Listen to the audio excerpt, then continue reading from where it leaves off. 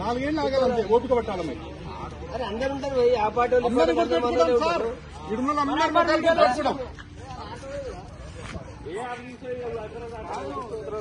కొంచెమన్నా కాదు ఎవడం మూర్ఖుడు 60,000 చెప్తే ఇంకోటి మీకు సిగ్గు అనిపిస్తలేదా? కొంచెం చెప్తే ఇవన్నీ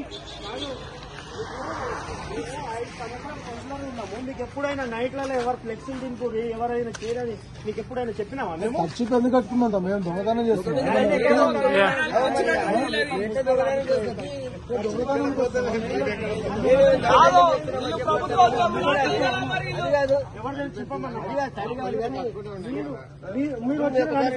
టీపీఎస్ 2 సంవత్సరాలు ఆయన వచ్చి ఎప్పుడైనా రాత్రిలో ఎప్పుడైనా ఇబ్బంది పెట్టినామా? రూలింగ్ ఉన్నప్పుడు కానీ ఇప్పుడు కానీ మా రూలింగ్ లో ఉన్నప్పుడు కూడా ఆయన సహకరించారు. రూల్స్ ప్రకారం హలో ఇక్కడ వినండి ఒకసారి. హలో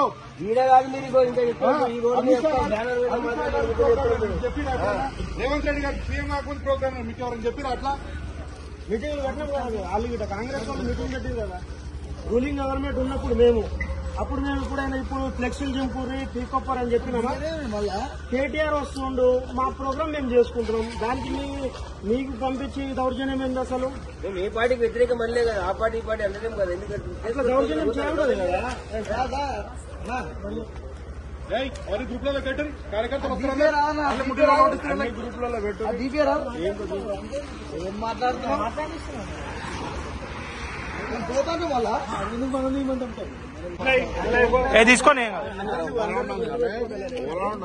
ఇప్పుడు 10 సంవత్సరాల నుంచి మేము కాంగ్రెస్ వాళ్ళైనా బీజేపీలో కాదు 10 సంవత్సరాల అయితే నీకేం రాదు. 10 సంవత్సరాల నుంచి కాంగ్రెస్ వాళ్ళదైనా బీజేపీ వాళ్ళదైనా మేము ఎప్పుడైనా తీసినామా తీపిచ్చినామా? గవర్నమెంట్ రూలింగ్ లో ఉన్నప్పుడు గిట ఈ చింపడం ఏంది, తీయడం ఏంది, దూరం చేయడం ఏంది? ఇట్లా దిగుతారు బండి తోటి బుద్ధి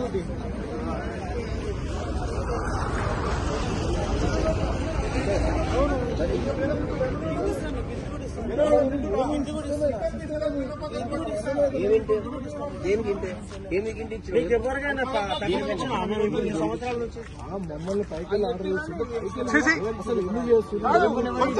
చింపడానికి అన్నము అయ్యా ఇవ్వడం లేదంటారా? లెక్క చింపవచ్చు అట్లా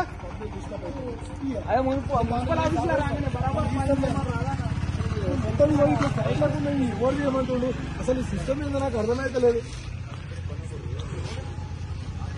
కాదు ఇంకో గవర్నమెంట్ కూడా పనిచేస్తుంది కదా, మీరు ఇంకో గవర్నమెంట్ కూడా పనిచేస్తుంది పెట్టిగా.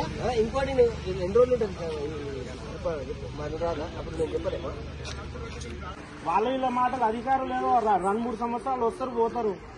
వాళ్ళ మాటలని మీరు మాకు తెలియకుండా ఇట్లా చేసిరనుకో నెక్స్ట్ ఒకరు ఉంటారు.